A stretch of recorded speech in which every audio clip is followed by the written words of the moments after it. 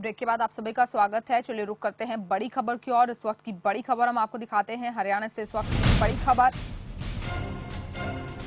Haryana BJP की virtual rally आज और 11 जिलों से 1 लाख से ज्यादा लोग ऑनलाइन वर्चुअली जुड़ेंगे इस रैली से। पंचकुला में सीएम मनोहर लाल पहुंच चुके हैं इस रैली को संबोधित करने के लिए।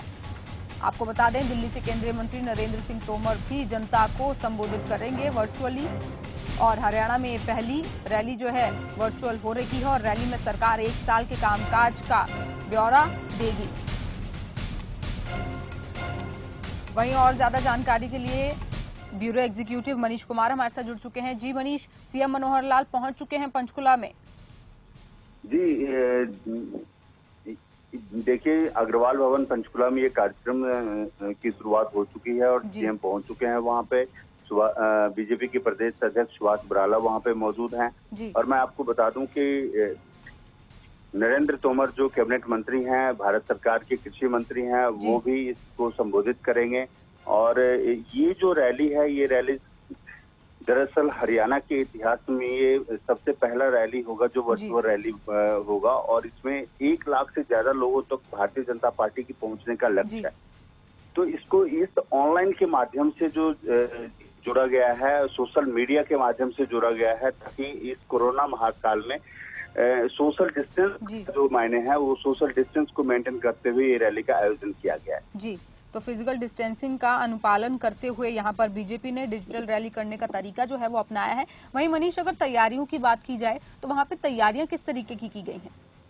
देखिए, यहाँ पे अगर बात करें तो यहाँ पे कुछ ऐसा नहीं लग रहा है कि जो भारतीय जनता पार्टी का इतना बड़ा रैली होने जा रहा है। क्योंकि पहले जो रैली होता था, पहले रैली में 2 दिन पहले स्टेज का निर्माण किया जाता था, बैठने की व्यवस्था की जाती थी। सारी की सारी व्यवस्थाएं जो थी वो बिल्कुल अलग है। यहाँ पर अगर देखें तो अग्रवाल भवन की मैं बात करूं कि यहाँ पे सोशल डिस्टेंस के तहत 20 कुर्सियां, 20-22 कुर्सियां लगाई गई है। और वहाँ पे कुछ ही लोग, जो सिलेक्टेड लोग हैं, जो वहाँ पे बैठे हुए हैं, वो भी सोशल डिस्टेंस मेंटेन करते हुए बैठे हुए हैं। एलईडी लगाई गई है और जहां जहां 11 जिलों में ये प्रोग्राम दिखाया जा रहा है, वहां पे भी एलईडी की व्यवस्था की गई है। लोगों को फेसबुक के माध्यम से, ट्विटर के माध्यम से, व्हाट्सएप के माध्यम से, हर तरह के जो सोशल मीडिया है, वो सोशल मीडिया के माध्यम से लोगों तक जो सरकार है वो अपना मैसेज पहुंचाना चाहती है।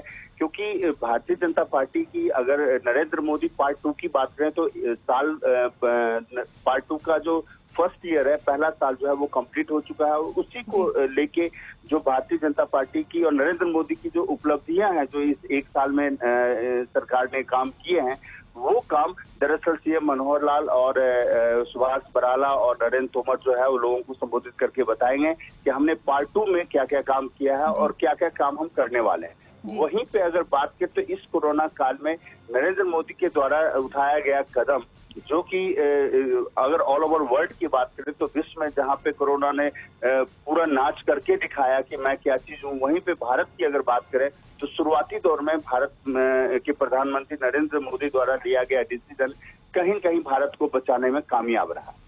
जी सब। जी मनीष, हमारे साथ जुड़ने के लिए बेहद शुक्रिया। और हम एक बार फिर से एग्जीक्यूटिव एडिटर सीमा गिल हमारे साथ जुड़ चुकी हैं, उनसे और बातचीत करते हैं और रैली के बारे में और जानकारी लेने की कोशिश करते हैं। जी सीमा, सीएम मनोहर लाल जो हैं वो पहुंच चुके हैं और साथ ही साथ प्रदेश अध्यक्ष भी पहुंच चुके हैं। रैली जो है कुछ ही देर में शुरू होने वाली है। तैयारियों को लेकर अगर बात की जाए तो फिजिकल डिस्टेंसिंग को बनाए रखने के लिए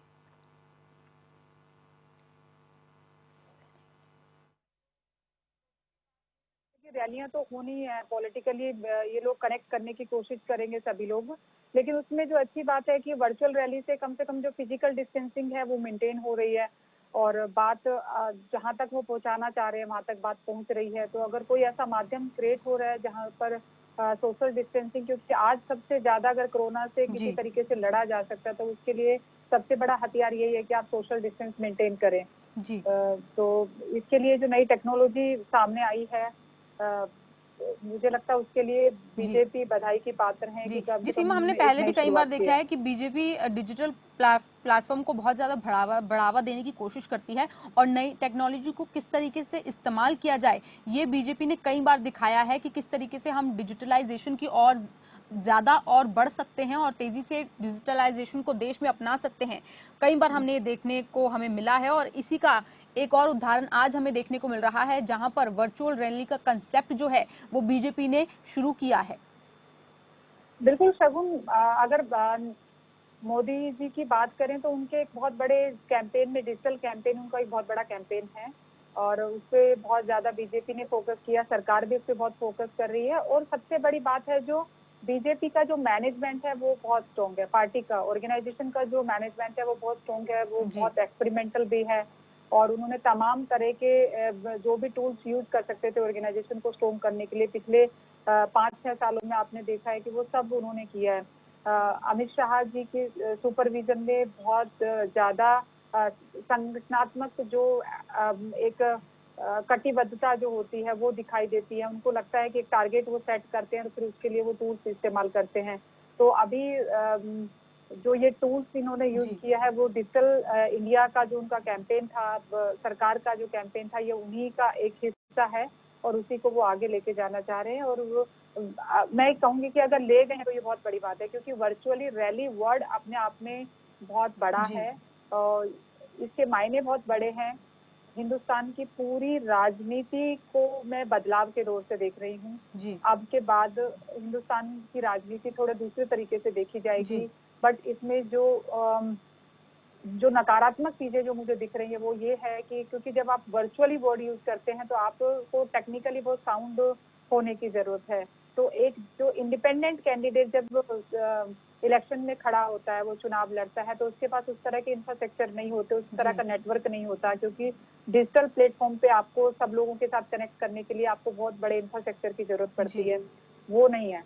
तो वर्चुअल रैली किस तरीके से बैलेंस करेगी भारतीय राजनीति, वो अपने आप में महत्वपूर्ण है, उस पर बात भी होगी। उसमें मुझे लगता है कि जितने भी तमाम तरह के जो राजनीतिक विचारधारा में चिंतक हैं देश में, वो इस पर चिंतन भी करेंगे और आगे किस तरीके से भारतीय राजनीति में वर्चुअल रैलियों का वर्चस्व रहे होगा, तो किस तरह के नियम और कायदे कानून हों, उसका इम्प्लीमेंट में किस तरीके से हो, और जो कुछ ऐसे इंडिविजुअल्स हैं जो अच्छी भूमिका निभा सकते हैं देश की राजनीति में, उनको किस तरीके से सस्टेन कराया जाए, ये सब तमाम तरह के मुद्दे हैं जिन पर मंथन होता रहेगा।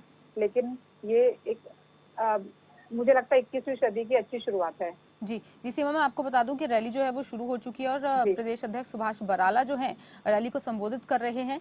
और वहीं पर सीमा, जैसा कि आपने कहा कि ये वर्चुअल तरीका जो बीजेपी ने अपनाया है, उसको वो एक बड़े स्तर पर ही अगर रैली करनी हो तो उसको जो है वो सही तरीके से इम्प्लीमेंट कर सकते हैं। छोटे छोटे स्तर पर इस वर्चुअल रैली का सहारा जो है वो नहीं लिया जा सकता, क्योंकि कहीं ना कहीं टेक्निकली स्ट्रांग होना पड़ेगा बहुत ज्यादा, तभी जो है इसके पॉजिटिव इफेक्ट्स जो है वो हमें देखने को मिलेंगे। नहीं, मैं इसके बिल्कुल उल्टा सोचती हूँ शगुन, कि मुझे ऐसा लगता है कि छोटे लेवल पे तो आप कनेक्ट हो सकते हैं, क्योंकि जब हम डिजिटल की बात करते हैं तो डिजिटल पे हमको सोशल मीडिया पे कनेक्ट होने के लिए बहुत सारे टूल्स यूज करने पड़ते हैं। हमको एक होता है डायरेक्ट वे में आप कम्युनिकेशन करते हैं, तो आप एक लिमिट तक सीमा, मैं आपको यहाँ पर रोकना चाहूंगी। बीजेपी के प्रदेश अध्यक्ष सुभाष बराला ने अपना संबोधन जो है वो शुरू कर दिया है, जनता को सीधा वहां ले चलते हैं। और हरियाणा प्रदेश के बहुत वरिष्ठ नेता, पूर्व में प्रदेश के अध्यक्ष रहे, सरकार और पार्टी में भिन्न भिन्न प्रकार की जिम्मेवारियां निभाते हुए वर्तमान में केंद्र सरकार में मंत्री आदरणीय रतनलाल कटारिया जी, केंद्र सरकार के सभी मंत्रीगण जो इस वर्चुअल रैली में जुड़े हैं, स्क्रीन पर दिखाई दे रहे हैं, सभी सांसदगण, हरियाणा सरकार के सभी मंत्रीगण, वरिष्ठ नेता, पदाधिकारी, कार्यकर्ता, और आज इस वर्चुअल रैली में पूरे हरियाणा भर से जो सीधे जुड़े हैं ऐसे सभी, और जो इस रैली को किसी भी माध्यम से देख रहे हैं ऐसे सभी हरियाणा के हमारे सम्मानित बुजुर्गों।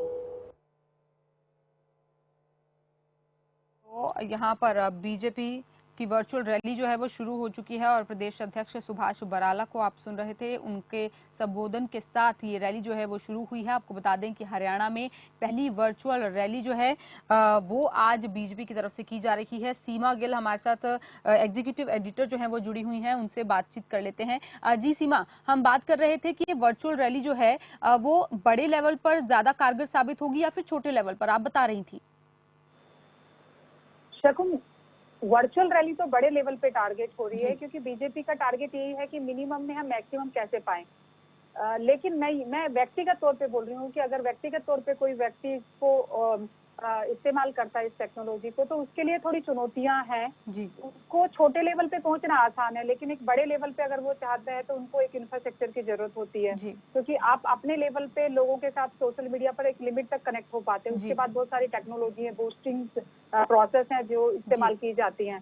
तो उसमें कई बार अगर आप फाइनेंशियली उस तरीके से स्ट्रॉन्ग नहीं है या आप उस तरीके से टेक्नोलॉजी को कनेक्ट नहीं कर पाते, क्योंकि जब बड़ी पार्टी होती है उनके ऑर्गेनाइजेशन बड़े होते हैं, वो प्रॉपर तरीके से काम करते हैं। बीजेपी की अगर बात करें तो बीजेपी अपने पूरे तमाम जो टेक्निकल टूल्स है वो इस्तेमाल करती है, उसके लिए उनके पास प्रॉपर एक टीम है, वो उस पर काम कर रही है।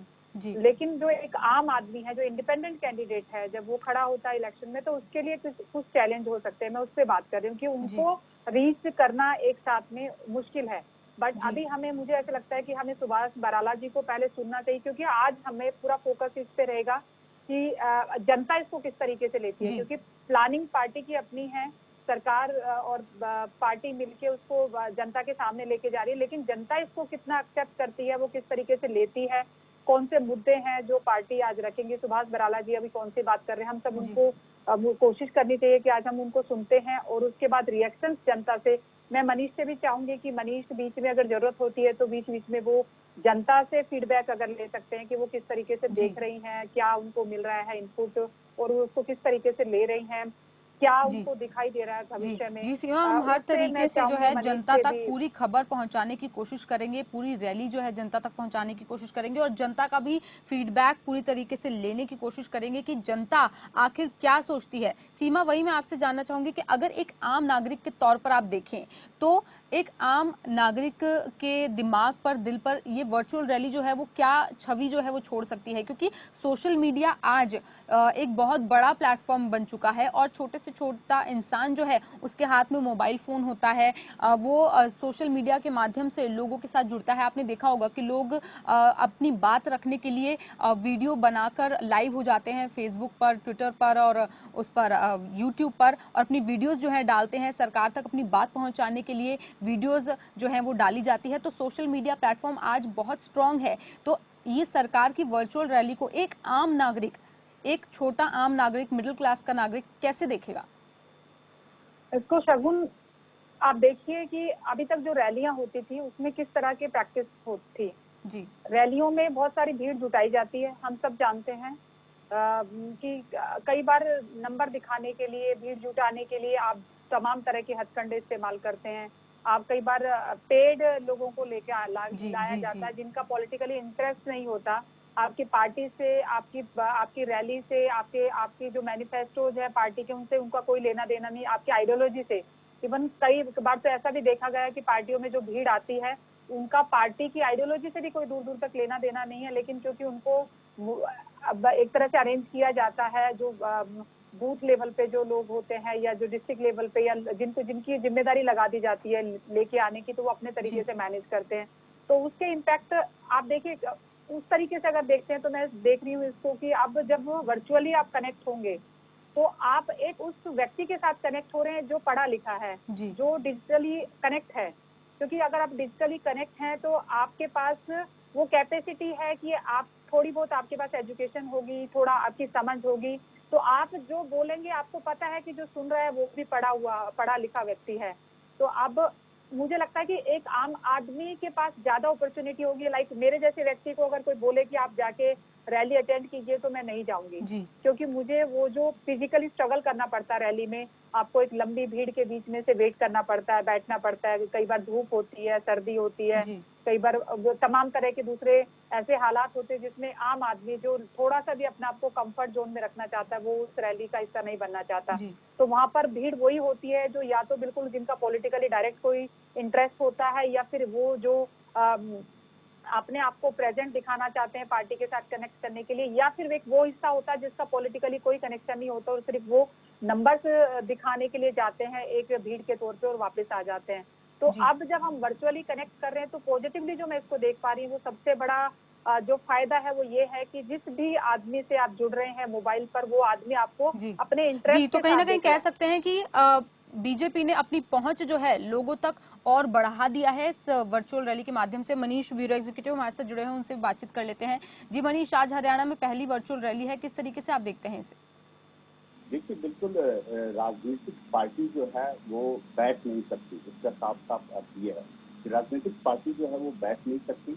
और इसको देखते देखिए ये वर्चुअल रैली जो भारतीय जनता पार्टी ने आयोजित किया है वो कहीं ना कहीं सरकार मोदी पार्टी का जो 1 साल पूरा हुआ है, तो सरकार ने जो अपनी उपलब्धियां गिनवाने का जहां काम करेगी, वहीं पे देखने वाली बात ये होगी कि इस कोरोना काल में जो लोगों को, जो बहुत बड़ा लोगों को संकट का सामना करना पड़ा है, गरीबों को, मजदूरों को, और भी अगर बात करें औद्योगिक इकाइयों को, हर प्रकार के जो लोग हैं, चाहे वो विद्यार्थी हैं जो घर से पढ़ रहे हैं, तो कहीं न कहीं ये सारी चीज के ऊपर भी सरकार को सोचना चाहिए। क्यों? वर्चुअल रैली में तो सरकार अपनी जो गिनती है वो गिनवाने का काम करेगी कि मैंने ये किया, मैंने ये किया, मैंने किया। लेकिन अगर बात करें तो दूसरी तरफ जो लोगों को दिक्कत हुई है उसकी जो बात है वो सरकार उसके ऊपर कितना ध्यान दे पाती है। आज क्या नई घोषणा कोई होती है, कोई गरीबों के लिए घोषणा होती है, कोई जो कामकाज मजदूर हैं उनके लिए घोषणा होती है, क्योंकि हम बात हरियाणा की कर रहे हैं। हरियाणा से मजदूरों की जो बात है, मजदूरों का पलायन जो है वो बहुत बड़ी संख्या में, बहुत बड़ी तादाद में हुआ है। तो अब जब यहाँ पे उद्योग चलना शुरू हो गया है, जहाँ पे मनोहर लाल जो है वो हरियाणा के जनता को पटरी पे लाने का काम कर रहे हैं, उद्योग जगत को पटरी पे लाने का काम कर रहे हैं, अर्थव्यवस्था को पटरी पे लाने का काम कर रहे हैं, वहां पे मजदूर जो है वो बहुत बड़ा चैलेंज है, क्योंकि मजदूर तो अपने घर जा चुके हैं। तो यहाँ पे ये सारी चीज को कैसे मैनेज किया जाएगा, जिस तरह आपने वर्चुअल रैली का नाम दिया और इस प्लेटफॉर्म, सोशल मीडिया के प्लेटफॉर्म से आप लोगों से जुड़ने की कोशिश कर रहे हैं, बहुत अच्छी बात है। लेकिन वहीं पे जो कामगार हैं, जो मजदूर हैं, जो और भी हरियाणा के जो जितने भी हम बात करें, सर्विस डिपार्टमेंट की बात करें, तो वहां पे जो कोरोना की संख्या लगातार जो हरियाणा में बढ़ता जा रहा है, उसके ऊपर क्या सोशल डिस्टेंस की जो बात हो रही है, तो क्या ये वर्चुअल रैली जिस हिसाब से आपने किया है, क्या काम करने का तरीका भी ऐसा होगा? क्या लोगों को सुख सुविधा की जो जिम्मेवारी सरकार की होती है, क्या वो भी इसी तरह से दी जाएगी? ये सारा चीज बहुत सारे मायने हैं। जी मनीष, आप ग्राउंड जीरो पर रहते हैं, आपने जनता के बीच में क्या कुछ रिएक्शंस देखे हैं इस वर्चुअल रैली को लेकर? देखिए, एक जब आम रैली पहले हुआ करता था तो जो लोग थे उनके अंदर एक उत्साह होता था कि हम जाएंगे, अपने मुख्यमंत्री को देखेंगे, वहाँ लोगों को देखेंगे, वहाँ लोगों की व्यवस्थाओं, सरकार द्वारा की गई, पार्टी द्वारा जो की गई व्यवस्था है उसको देखेंगे, बड़े बड़े नेताओं से उनका मुलाकात होगा। लेकिन कहीं न कहीं वर्चुअल रैली जो है इसको लेके अगर हम बात करें तो लोगों का वो जुनून था, वो जुनून सामने नहीं आ पा रहा है, क्योंकि टीवी और मोबाइल पे आप सबको हर वक्त देखते हैं और उसी तरह आज भी आप देखने का काम कर रहे हैं। लेकिन इस वर्चुअल रैली का मैंने पहले भी कहा, सबसे बड़ा संवाद जो होना चाहिए वो ये होना चाहिए कि जो आपने किया वो बहुत बढ़िया था, लेकिन आगे आप क्या करने वाले हैं, जिससे लोगों को क्या फायदा होगा, ये बहुत बड़ी बात है। जी सीमा, आप कुछ कह रही थी? या मैं वही मनीष से जानना चाह रही थी कि लोगों का रिएक्शन आपने इस पे लेने की कोशिश की, क्या कुछ लोगों से बात हुई आपकी इस तरह की कि वो किस तरीके से इसको देख रहे हैं? और अभी बीच में कोई ऐसा है कहीं पर कि आप किसी से इंफॉर्मेशन ले सकें कि वो जो सुन रहे हैं अभी वर्चुअली रैली पे, उसको किस तरीके से कनेक्ट कर रहे हैं? क्योंकि ये बहुत बड़ी बात है, जब आप व्यक्तिगत तौर पे पार्टियों के साथ जुड़ते हैं, रैलियों में जाते हैं, तो एक इमोशनली कनेक्टिविटी साथ में डेवलप होती है। तो क्या वर्चुअल रैली में उस तरह की कहीं कोई मिसिंग या वो कनेक्टिविटी दिख रही है आपको, या उस पर कोई किसी तरह की इंफॉर्मेशन जो आप जनता के लिए हमारे सीमा, लिए मैं आपको यहाँ पर रोकना चाहूंगी। सीएम मनोहर लाल जो है उनका संबोधन शुरू हो चुका है, सीधा आपको वहां ले चलते हैं।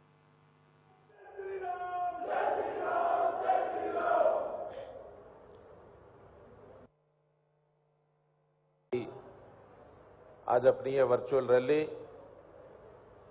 और इस वर्चुअल रैली में 2 जगह से मंच से संबोधित किया जाएगा। एक जगह हमारे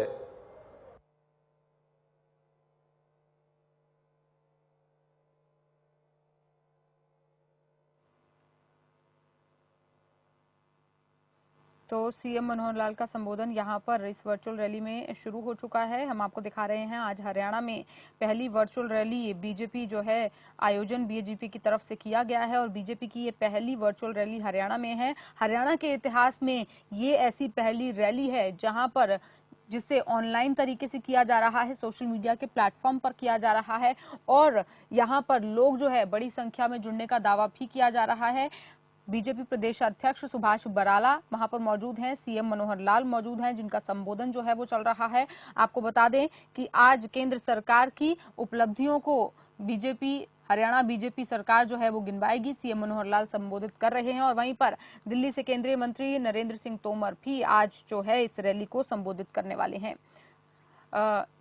एक बार फिर से चलते हैं हमारी एग्जीक्यूटिव एडिटर सीमा गिल के पास। जी सीमा, सीएम मनोहर लाल का संबोधन जो है वो शुरू हो चुका है। हरियाणा के इतिहास में पहली वर्चुअल रैली शुरू हो चुकी है।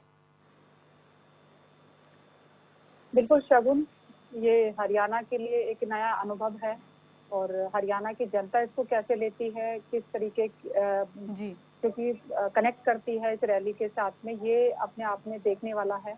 हम सब लोग एज ए ऑब्जर्वर के तौर पर हम सबको देखना चाहिए और क्योंकि भविष्य में इस पे बहुत एनालाइज होने वाला है। जी सीमा, जैसे कि आप कह रही थी कि एक इमोशनल टच जो है वो कहीं ना कहीं इस वर्चुअलाइजेशन ऑनलाइन की वजह से कहीं ना कहीं मिसिंग रहेगा, क्योंकि जैसा कि मनीष ने बात की कि लोग जब रैली में जाते हैं तो कहीं ना कहीं उनके अंदर एक क्रेज होता है कि हाँ, हम अपनी मनपसंद नेता को वहां पर देखेंगे। जिन राजनेताओं को, नेताओं को हम टीवी में देखते हैं उनको हम लाइव देखेंगे, तो ये कहीं ना कहीं एक क्रेज जो है वो इस वर्चुअल रैली में कहीं ना कहीं मिसिंग रहेगा। मैं ही बात कर रही थी शगुन की, कम्युनिकेशन जब दोनों तरफ से होता है तो रिएक्शन, एक्शन एंड रिएक्शन, जब नेता प्लेटफॉर्म पे खड़ा होता है, रैली को संबोधित कर रहा होता है, तो उधर से जो रिएक्शंस आता है जनता की तरफ से, एक नेता को वो मनोबल देता है। जी, आप देखेंगे कि जब पीएम मोदी रैली को संबोधित करते हैं तो जनता की तरफ से जो रिएक्शंस आते हैं वो वाकई बड़े दिलचस्प होते हैं, मनोबल को बढ़ाने वाले होते हैं। तो ये सबसे बड़ा जो चैलेंज है आज वर्चुअल रैली का वो यही है कि आप जनता के साथ किस इमोशनल कनेक्ट करते हैं और नेता के लिए भी उतना ही चैलेंज है, क्योंकि जब नेता बोलता है तो उसको जो एनर्जी जो जनता की तरफ से मिलती है वो यहाँ पे मिस होगी आज। और जनता का भी एक, आपने देखा होगा कि ज्यादातर हम जब रैलियों में जाते हैं, क्योंकि मैंने काफी रैलियां कवर की हैं, तो पीएम की रैली जिस तरीके से होती है उसमें वो जनता से कनेक्ट करते हैं, तो जनता के अंदर एक अजीब तरह का उत्साह होता है। चौटाला जी की रैली में जाएंगे, वहां दिखता है कि वो बहुत सारे लोग कनेक्ट करते हैं। हरियाणा की आम किसी भी रैली में जाएंगे आप देखेंगे कि जब पानीपत में रैली हुई थी, जब मोदी जी ने पहली बार बेटी बचाओ बेटी पढ़ाओ का जो एक नारा दिया था हरियाणा से, तो वो जो रैलियों में जो एक कनेक्टिविटी का जो भाव डेवलप होता है, जो इमोशनल भाव डेवलप होता है, वो इस वर्चुअल रैली में जरूर मिस रहेगा। बट उसको किस तरीके से मैनेज कर पाते हैं ये वाकई देखने वाला है। हम सबके नजर उसी पे है, निगाहें उसी पे तो कहीं ना कहीं दोनों तरफ से ही कनेक्टिविटी जो है वो मिसिंग होने वाली है। जहां पर करोड़ों लोगों के साथ वर्चुअली जो है वो जुड़ा जाएगा, वहीं पर दोनों ही तरफ से कहीं ना कहीं कनेक्टिविटी और इमोशनल, कह सकते हैं इमोशंस जो है वो कहीं ना कहीं मिस हो जाएंगे इस ऑनलाइन वर्चुअल रैली की वजह से। तो ये कहीं ना कहीं हम कह सकते हैं कि इसका एक नेगेटिव पॉइंट इसको गिना जा सकता है। वही मनीष, मैं आपके पास आना चाहूंगी और आपसे जानना चाहूंगी कि यहाँ पर बीजेपी को कहीं ना कहीं आलोचनाओं का सामना भी करना पड़ रहा है, क्योंकि कोरोना काल चल रहा है और कोरोना काल में इस तरीके की राजनीतिक रैली करने से बीजेपी को कहीं ना कहीं आलोचना का सामना करना पड़ रहा है और विपक्ष के निशाने में बीजेपी आ रही है। देखिए, लगातार स्वास्थ्य व्यवस्था को लेकर जो विपक्ष आवाज उठा रहा है, चाहे वो हरियाणा के किसान की पेमेंट के लेकर बात है, चाहे वो गन्ना के किसान की पेमेंट के लेकर बात है, वहीं पर एक ये वर्चुअल रैली होना वाकई में जो है वो हरियाणा की राजनीति में हम बात करें तो तूफान लाने वाला काम करेगा। लेकिन पार्टियां हैं, राजनीतिक पार्टियां, ये बैठ नहीं सकते। राजनीतिक पार्टियां जो है वो अपनी बात किसी न किसी माध्यम से जरूर लोगों के साथ करेंगी। तो वर्चुअल रैली में भारतीय जनता पार्टी ने यही काम किया है कि भारतीय जनता पार्टी ने जो केंद्र में पार्टियों में 1 साल जो पूरा हुआ है, उस 1 साल की जो अपनी उपलब्धि है वहां वो गिनती करवाना चाहती है पूरे देश के अंदर। उसी के जी मनीष, इस वर्चुअल रैली की बात अगर करें तो भारतीय जनता पार्टी जहां नरेंद्र मोदी की उपलब्धियां गिनती करवाएगी, वहीं कहीं न कहीं जेजेपी और बीजेपी का गठबंधन भी जो आप देख रहे हैं कि लगभग 8 महीने तक, तो 8 महीने में जो सरकार ने क्या क्या किया है वो भी मुख्यमंत्री मनोहर लाल जो है वो जनता के सामने रखने का काम करें। और सरकार आगे की सरकार की क्या रणनीति होगी, जो विपक्ष ने अब तक सरकार के ऊपर जो उंगली उठाया है, सरकार के कामकाज के ऊपर उंगली उठाया है, उसको लेकर मुख्यमंत्री कहीं न कहीं जवाब भी देंगे कि आखिरकार जो विपक्ष कह रहा है वो सही नहीं है, जो हम कह रहे हैं वो सही है। हमने इस काम को ऐसे अंजाम दिया है। इस कोरोना काल में जहां गेहूं की खरीद की बात हो तो पूरे हरियाणा में सारी की सारी परचेजिंग हुई, लेकिन उस परचेजिंग के दौरान मंडी में एक भी किसान जो है वो इस बीमारी से संक्रमित नहीं हुए। मनीष, मैं आपसे पूछना चाहती हूँ, सॉरी, मैं आपसे जानना चाहती हूँ कि आप अभी वर्चुअल रैली से सीमा, माफ कीजिएगा, मैं आपको रोकना चाहूंगी। सीएम मनोहर लाल के संबोधन में हम आपको सीधा ले चलते हैं। ये हमारा परिवार है, या ये मानवता के खिलाफ जो महामारी का संकट आया है, हमको मिल करके लड़ना है। लीड नरेंद्र मोदी जी ने ली, और उस समय का उन्होंने एक इमरजेंसी फंड बनाया था। हमको ध्यान है कि सबसे पहला $1 करोड़ का योगदान भारतवर्ष ने अपनी ओर से किया था। अगर अंतर्राष्ट्रीय स्तर के ऊपर इतना बड़ा स्टेप किसी ने उठाया तो भारतवर्ष के प्रधानमंत्री श्री नरेंद्र मोदी जी ने उठाया। उनका कि हमको मिलकर के इस लड़ाई को लड़ना है। और इसके बाद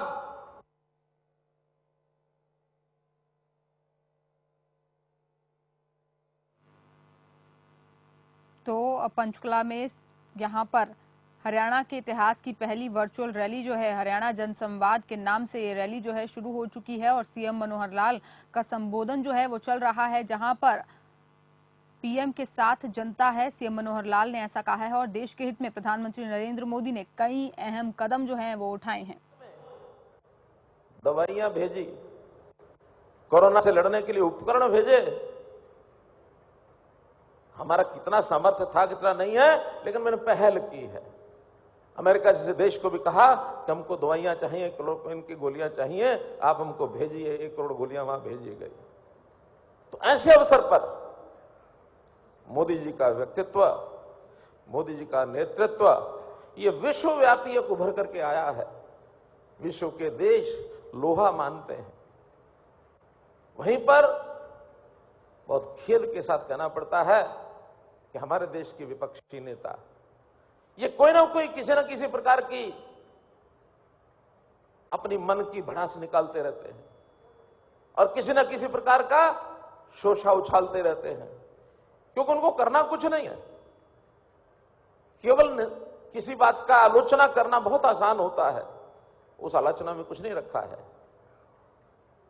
अच्छा होता कि 4 अच्छी बातें लेकर के आते, राजनीति से ऊपर उठ के कुछ काम करते, लेकिन हर बात में राजनीति करनी, बसों का किराए पर राजनीति करनी, रेलवे के किराए पर राजनीति करनी, दवाइयां बांटने पर राजनीति करनी, हम पैसा बांटते हैं, हम ये करते हैं, वो करते हैं, इस राजनीति से ऊपर उठ करके।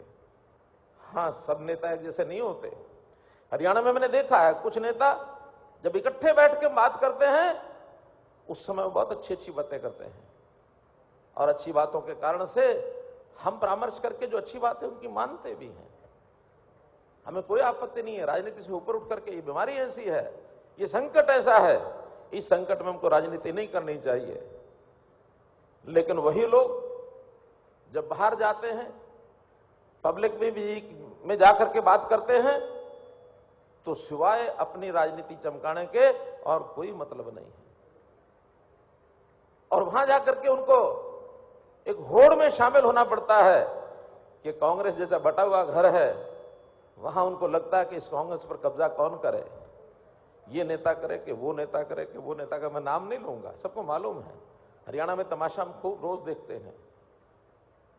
कांग्रेस कभी भी कोई नए काम को होते हुए सहन नहीं कर सकती। कांग्रेस को कहा जाता है यथास्थितिवादी पार्टी है, जैसी है वैसी चलती रहे। कोई नया काम, नवाचार, कोई रिसर्च, कोई नए परिप्रेक्ष्य में समाज को बदलते हुए समय पर नए काम का कोई सुझाव कभी नहीं।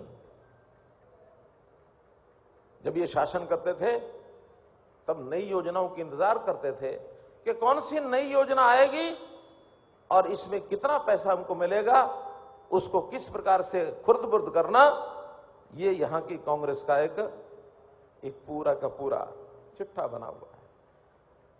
तो हम लोगों को सावधान करना होगा कि किस प्रकार से काम करने का इनका तरीका है। देश के प्रधानमंत्री ने इस देश को आत्मनिर्भर बनाने के लिए, लोकल के बारे में वोकल होने के लिए देश की जनता का आह्वान किया।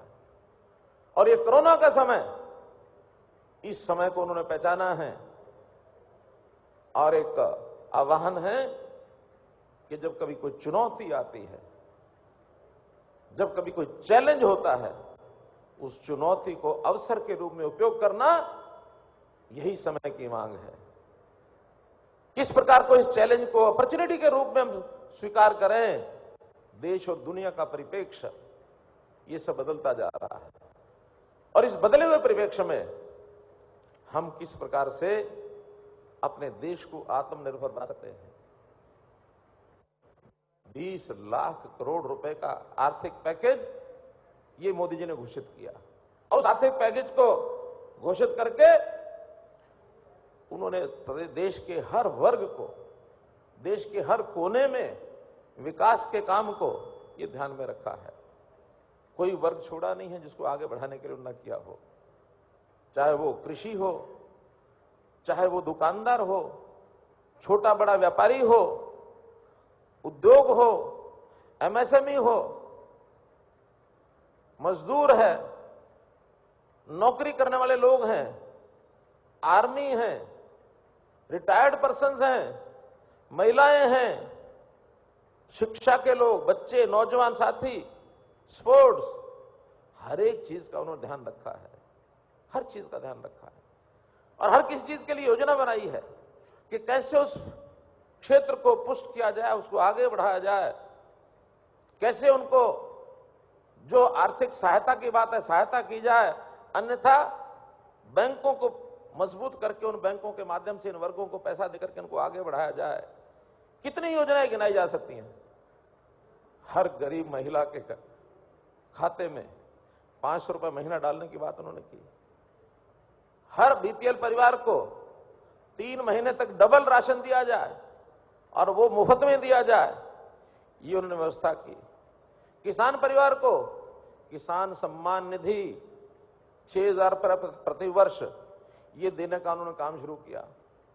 पेंशन योजना किसानों के लिए, मानधन योजना, लघु व्यापारी के लिए मानधन योजना, श्रम योगी के लिए मानधन योजना।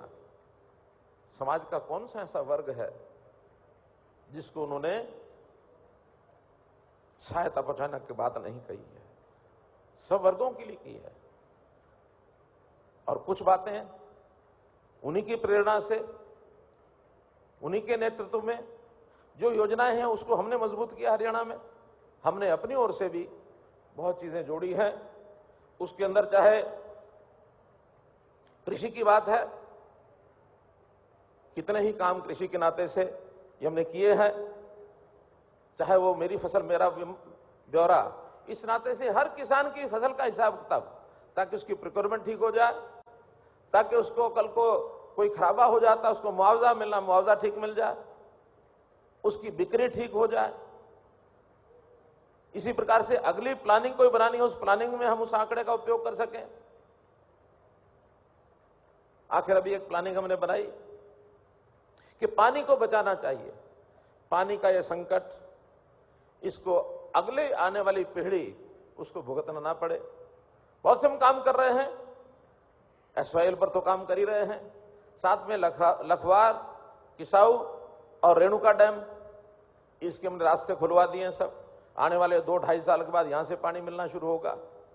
हमने छोटे डैम शिवालिक की पहाड़ियों में यहां छोटे छोटे डैम बना करके काम करना शुरू किया है। जहां पानी बहुत नीचे चला गया है उसकी रिचार्जिंग के लिए बोरवेल करवाए जाए, इसकी योजना बनाई है।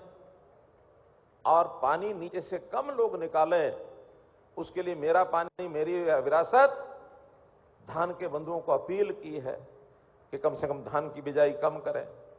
आखिर तो ये सब हम क्यों कर रहे हैं? इसमें कोई व्यक्तिगत फायदा ना कोई मनोहर लाल का है, ना हमारे पार्टी के किसी नेता का, अधिकारी का, कार्यकर्ता का है, ना कोई सरकार का फायदा है। ये फायदा है, पानी यदि बहुत गहरा नहीं जाएगा, पानी धरातल में बना रहेगा, तो आने वाली पीढ़ी का फायदा है। हम राजनीति नहीं करते हैं, जहां करनी होती वहां करेंगे, लेकिन कुछ मुद्दे ऐसे हैं भविष्य के लिए हमको ये काम करने होते हैं, ऐसे हम काम कर रहे हैं।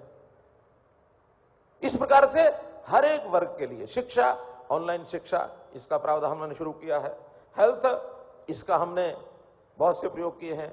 कोरोना, इस लड़ाई को हम बढ़िया ढंग से लड़ रहे हैं। हरियाणा भी अभी अगर पिछले 5-6 दिन को अगर छोड़ दिया जाए, बहुत अच्छी स्थिति में हम आसपास के प्रदेशों में अपने बने रहे हैं।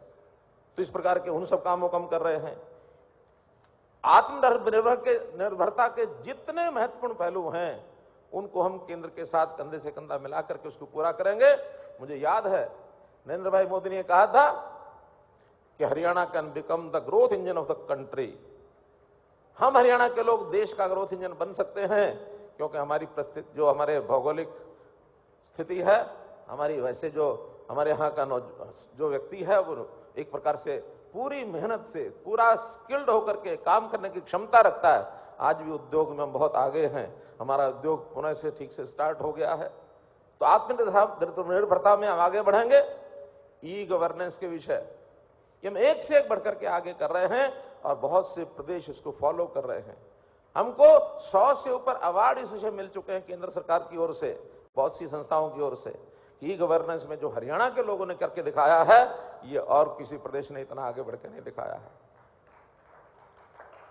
कहने को बताने को बहुत कुछ है, लेकिन आज जो कि इस वर्चुअल रैली में हमारे मुख्य वक्ता श्री नरेंद्र तोमर जी हैं और उससे पहले हमारे प्रभारी डॉक्टर अनिल जैन जी, वो भी हमको संबोधित करने वाले हैं।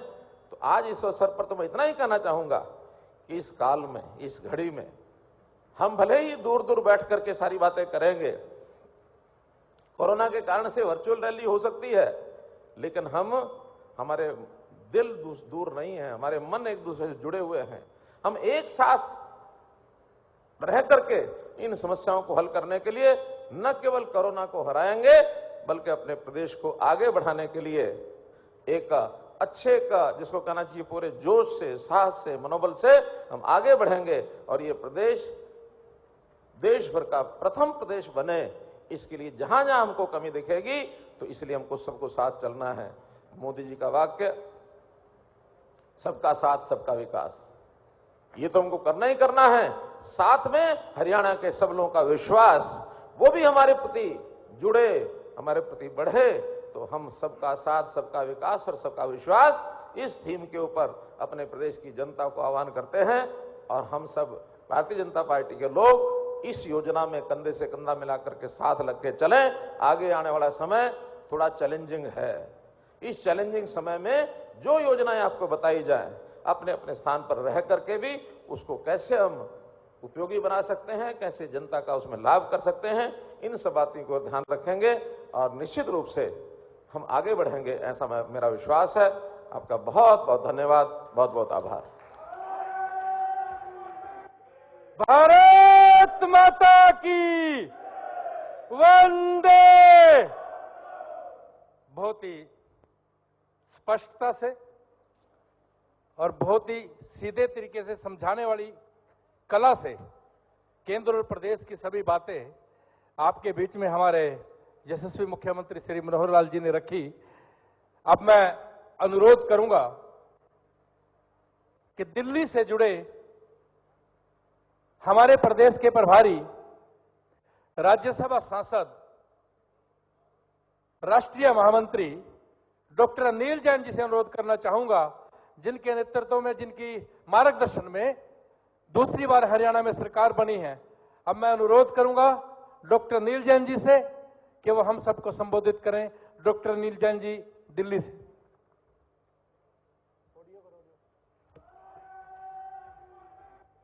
भारत माता की वंदे।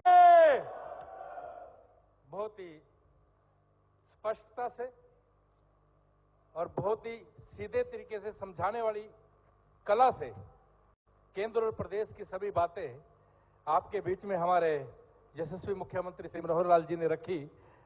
अब मैं अनुरोध करूंगा कि दिल्ली से जुड़े हमारे प्रदेश के प्रभारी राज्यसभा सांसद राष्ट्रीय महामंत्री डॉक्टर अनिल जैन जी से अनुरोध करना चाहूंगा, जिनके नेतृत्व में, जिनकी मार्गदर्शन में दूसरी बार हरियाणा में सरकार बनी है। अब मैं अनुरोध करूंगा डॉक्टर अनिल जैन जी से कि वो हम सबको संबोधित करें। डॉक्टर अनिल जैन जी, दिल्ली से।